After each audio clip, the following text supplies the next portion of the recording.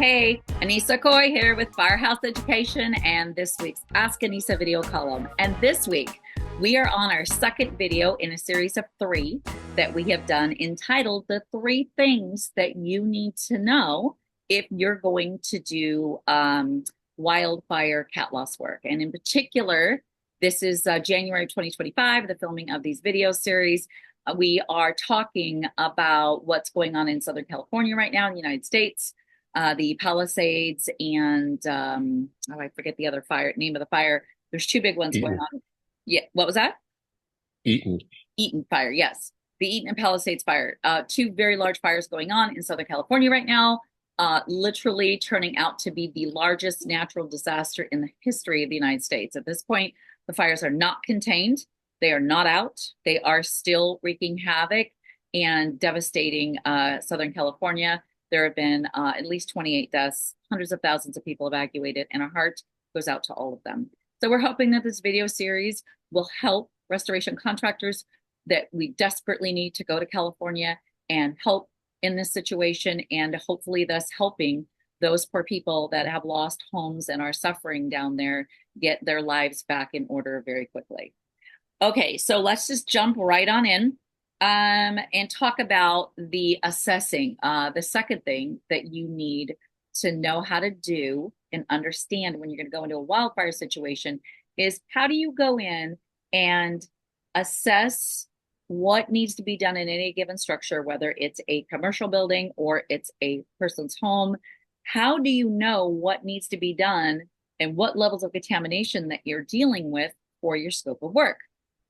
There's a few ways, right? We've got testing, not only actual scientific testing we're going to talk about, but there's also visual inspection.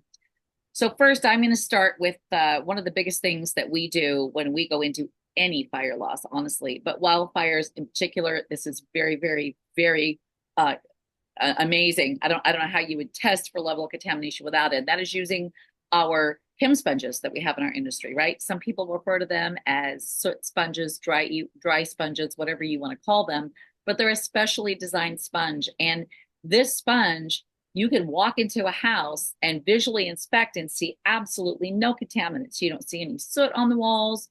You don't see any soot on the counters. You don't see anything anywhere. But you take this sponge and you can swipe it across the wall and pull it back, and you have a black line where all that soot just came off of that wall. And it's crazy because then you look back at the wall where you just swiped it and there's no discoloration. You can't tell where you swipe that sponge, but you can sure see the contamination on the sponge. So it is very, very important that you know how to use one of these. I've got a couple of videos on the YouTube channel. If you haven't watched them on how to use and test with a chem sponge, then you should definitely go search that. But it's important to know that this is an extremely important tool in your tool belt to be able to do your inspections with. And the other thing we have, Kevin, talk about, we actually have scientific, I guess that's not horribly scientific, but the chem sponge. But we also have testing, Kevin, other testing that we can do when we're doing our inspections and assessing. Right. Certainly, we have the scientific method of using your nose, the nose. And so you're definitely going to be smelling odor because we're dealing with two different elements here, primarily the odor and the residue after an incident like this. And so, we're looking at horizontal and vertical surfaces.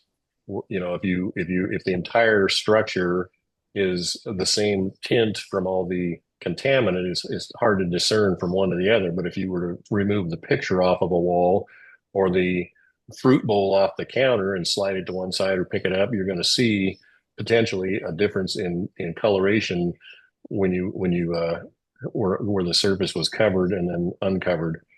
But that may not hold true, and so that sponge is also important. Our nose is important, and then there's another piece of equipment that we can use called a VOC tester or meter, and that will give us a level of particulate in the area, whether we do it sampling off the surfaces or in the air. It's not going to give us the detail of what the contaminants are per se, but just the count of how high the contaminant level is pre-cleaning or abating. And so then we could do that afterward again to discern how much we've reduced that load of contaminant in that structure. Mhm. It's going to be kind of difficult at times if we still have a lot of contaminant circulating outside the structure, Right. because every time a door gets opened or a window gets opened or anytime we open the envelope of the building, we could certainly get more. Now, what we found when we're dealing with this is structures are going to have different levels of contamination based on wind can drive contaminant into a closed structure, even if the building is completely shut up, Mhm. because the buildings are not airtight, and so it will, with a high enough wind, which we certainly have down there. That's the reason the fires are spreading so fast. It can drive the contaminants into the house. It can also, if you have a window that's open part of the way, or any type of opening in the structure, and again, with the winds, or if the garage door is open, it's an attached garage, we can have a lot of different variations. If the HVAC system is operating during the time of the incident or even after, that will spread contaminant from one part of the building to the other. Whereas maybe it was only affected in one area, but then that HVAC system can draw it through the building. It can also cause uh, significant movement when there's an opening in like a window or a door. It will cause fires to draw back and forth across a structure and exacerbate the. So we don't want to leave any areas uninspected, is I guess what I'm getting at. Right. And so it's important to hear what Kevin just said about, you can't start these jobs too soon, you guys, either. After like the fire, okay, the fire's out. Let's say it's not, and they released everybody to go back into the neighborhoods, but are you ready to start? Like how, if you've still got wind blowing around and ash and soot and this, smoldering possibly is even still going on in areas, or the fire's far enough away that they let you in, but the smoke is blowing back. Are you just going to be cleaning something that's going to get recontaminated again, or decontaminating and it's going to get recontaminated again very quickly? So you have to really watch the timing on this. You can't get back in there too soon. Okay. Yeah, And then, even the external area around the building, even let's say everything's dissipated, the fires are gone, the smoke's not coming by, but we've got a lot of right, residue and ash right. outside in that in the outer atmosphere. Then as we go into clean and we open and close doors and windows, we're allowing that back in, and we need to have air scrubbers in there maybe just for a while, just to help keep that to an acceptable Oh, level if people absolutely, are trying to live 100%. We're, there. we're always doing air scrubbers and we're doing our hydroxyl machines. So, so think about the inspection. So there's the visual inspection outside. Do that first thing. You want to know what's going on outside. Is the vegetation literally burned right up to around the house? Like you need to know that stuff may need to get removed right away, watered down. Like you need, is it so bad on the outside of the house that it needs to be pressure washed? You might want to do that first. Pressure wash the outside of the house, then go inside to do the decontamination, right? Make sure the driveway is clean and the sidewalks near the house, things like that. So after we So do we that, also have attic ventilation and right? softening in So these structures where it can get inside through yeah, there and contaminate yep, the hold attic on, Kevin. spaces. Hold on, you're getting ahead of me. So I want you to do the outside inspection first, right? The visual. Then when you come inside, you're inspecting the structural contamination and the content contamination. Okay. We talked about removing pictures off the wall using the chem sponge and VOC testings and things like that. Then there's two things. One, do they have a crawl space in this house? You need to inspect it.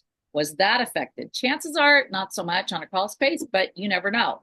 And the biggest thing is make sure that you understand if there was a wildfire in an area, I'm pretty much guaranteeing you that you're going to have to handle the HVAC system. But go in and pull the filter. Go look at the filter. If you don't think that there's contaminants in that home, go look at that filter and you will be shocked at how black it's probably going to be, depending on how long ago that the wildfire came through. Okay. The other thing is what Kevin was talking about, which I actually want you to go deep into this, Kevin, because there's a lot there, is it gets forgotten so many times. The attic. especially on a wildfire. Kevin, what talk about the eaves that are in the house and how we've seen the attic be worse than the inside of the house, right? Right. And so the attic space, it has to be ventilated for proper ventilation to ensure that we don't have moisture buildup Right. in that cavity. We have an insulation layer, could be bat, could be blow in, could be a combination.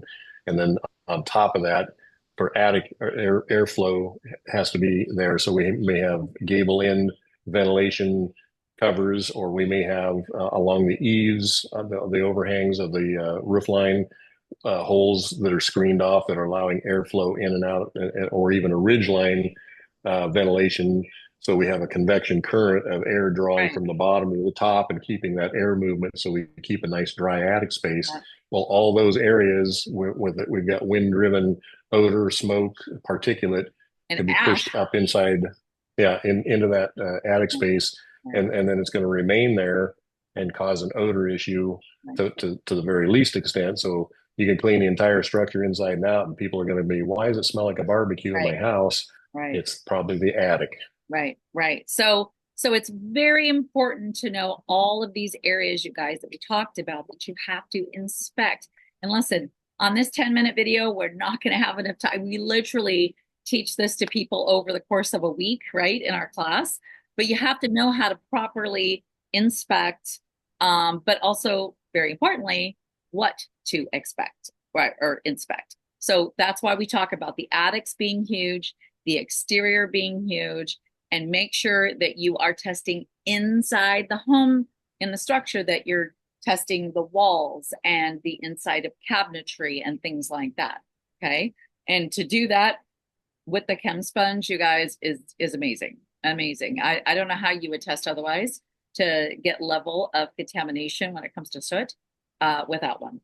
Okay. So So don't the feel overall bad. concern here, as we get farther away from the actual burn area, is, are these homes still affected? Is there an indoor air quality issue here? Is there a particulate and an odor issue in these homes that people aren't not necessarily going to recognize, but they're in that home, they're breathing it, it's being circulated around and stirred up by the HVAC system, and it's not a healthy environment for people. And so it's proper to go in and test these homes and make sure that we have Right. a clear and safe and healthy home And Kevin, I environment. think it's really, really important for all of you listening to really, we want to drive this home. You cannot rely on your naked eye, okay, to see what's going on. One time, will never forget this, the baby and this mom and husband were staying, we were in the living room talking with them, huge wildfire in Utah.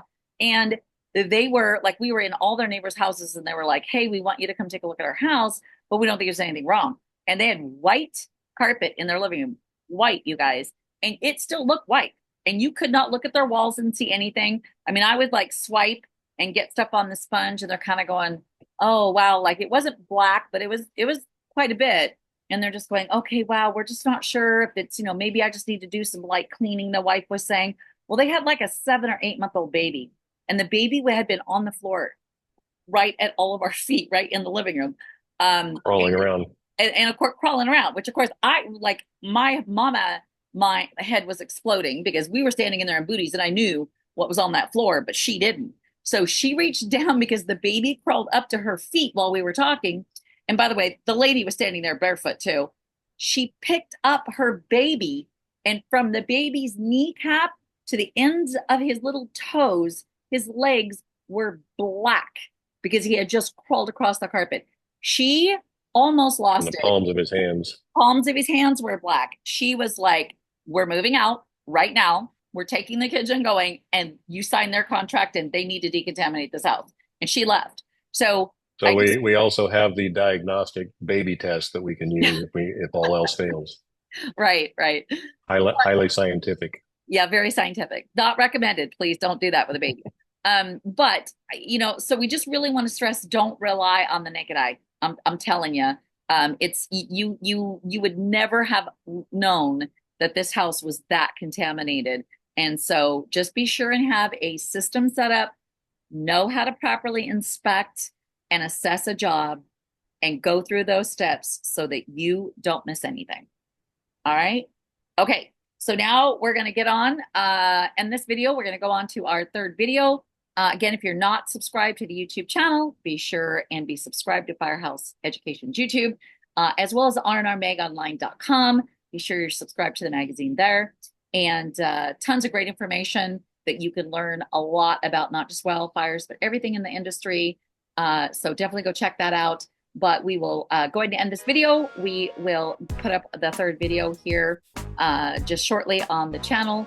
And you know the drill. If you have a question for Anissa, email anissa@firehouseeducation.com, and in the subject line put Ask Anissa, and I just might feature you on next week's Ask Anissa video column.